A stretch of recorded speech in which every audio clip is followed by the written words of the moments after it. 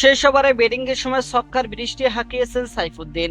আর জিম্বাবুয়ের ব্যাটিং এর সময় 19তম ওভারে বল করতে এসে মাত্র 1 রান খরচ করে উইকেট নিয়েছেন তিনি। দুর্দান্ত পারফরমেন্স করে বাংলাদেশকে জিতিয়ে জয়ের নায়ক গুণে ম্যাচ সেরার পুরস্কার পেলেন মোহাম্মদ সাইফুদ্দিন। আর ম্যাচ সেরার পুরস্কার নেওয়ার পরে উপস্থাপকের করা প্রশ্নের জবাবে কি বললেন মোহাম্মদ সাইফুদ্দিন। প্রিয় দর্শক, জিম্বাবুয়ের বিপক্ষে আজ দ্বিতীয় টি-20তে ম্যাচ খেলতে নেমে ব্যাটিং ও বোলিং এর জাদু দেখিয়ে জিতল বাংলাদেশ। যেখানে 3 ম্যাচ টি-20 সিরিজের প্রথম টি-20তে হারে বাংলাদেশ। আর আজকে দ্বিতীয় টি-20 ম্যাচে মাঠে নেমে টসে জিতে বাংলাদেশকে ব্যাটিং এর আমন্ত্রণ জানায় জিম্বাবুয়ে। টসে হেরে আগে ব্যাটিং এ এসে বাংলাদেশের দুই ওপেনার দারুণ ব্যাটিং শুরু করেন, যেখানে দুই ওপেনার 120 রানের জুটি করেন। তবে 120 রানের মাথায় সাইফের আউটের পরেই পরপর মুহূর্তে 5টি উইকেট হারিয়ে ফেলে বাংলাদেশ। 21 রান করতে 5টি উইকেট হারানোর পর দলে হাল ধরেছিলেন ইয়াসির আলী চৌধুরী এবং মোহাম্মদ সাইফুদ্দিন। 44 বলে 58 রান করেন তিনি, আর সাইফ হাসান করেন 45 বলে 55। তবে শেষ দিকে শেষ ওভারে তাণ্ডবীয় ব্যাটিং এর চমক দিয়েছেন মোহাম্মদ সাইফুদ্দিন। ইভান্সের করা প্রথম টানা 4 বলে 4টি ছক্কা হাঁকিয়েছেন। এরপরে 2 বলে 2 রান করে 2টি সিঙ্গেল নিয়েছেন তিনি, যা ওই ওভারে মোট 28 রান তুলে নিয়েছে সাইফুদ্দিন। 10 বলে 31 রানে অপরাজিত ছিলেন মোহাম্মদ সাইফুদ্দিন। বাংলাদেশ পুরো 20 ওভার খেলে 186 রান করেছে 5 উইকেট হারিয়ে। বাংলাদেশের দেওয়া 187 রানের টার্গেটে ব্যাট করতে নেমে জিম্বাবুয়ে 34 রানে হেরে গেছে। বাংলাদেশের হয়ে অসাধারণ বোলিং ছিল রিশাদ হোসেনের, একাই তুলে নিয়েছেন 4টি উইকেট। যেখানে জিম্বাবুয়ে জয়ের জন্য শেষ 12 বলে প্রয়োজন ছিল 40 রান।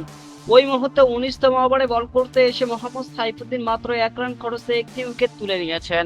এরপরে ওভারে রিশাদ হোসেন বোলিং এ এসে চতুর্থ বলে আর একটি উইকেট তুলে নিয়ে জিম্বাবুয়েকে অল আউট করে দেন 152 রানেই। 19 ওভার 4 বল খেলে শেষ হয়ে যায় জিম্বাবুয়ের ব্যাটিং লাইন আপ। বাংলাদেশ 34 রানে দুর্দান্ত জয় তুলে নিয়েছে। জিম্বাবুয়ের বিপক্ষে এই ম্যাচে ব্যাটিং এ দুর্দান্ত করা মোহাম্মদ সাইফুদ্দিন বোলিং এও ছিলেন অসাধারণ। 4 ওভার বল করে 36 রান খরচে একটি উইকেট নিয়েছেন তিনি। ম্যাচ শেষে ম্যাচ সেরার পুরস্কারটি পেয়েছেন মোহাম্মদ সাইফুদ্দিন।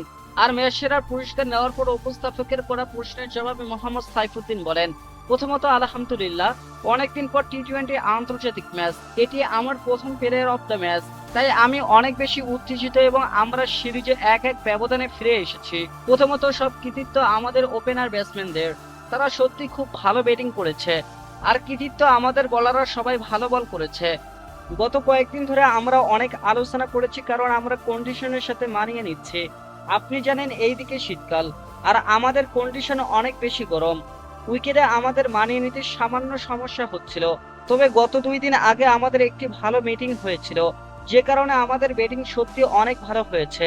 প্রিয় দর্শক, বাংলাদেশের কাছে এই ম্যাচে 34 রানে হারের পরে জিম্বাবুয়ের অধিনায়ক সেকেন্দার রাজা উপস্থাপকের করার প্রশ্নের জবাবে বলেছেন, আমরা ম্যাচে 7টি ক্যাচ মিস করেছি, যা অত্যন্ত লজ্জাজনক। এই বাজে ফিল্ডিং এর প্রভাব আমাদের ব্যাটিং এও পড়েছে। 19 ওভার পর্যন্ত বোলাররা ম্যাচ নিয়ন্ত্রণে রাখলেও শেষ ওভারে 28 থেকে 29 রান দেওয়াটাই আমাদের ম্যাচ থেকে ছিটকে দিয়েছে।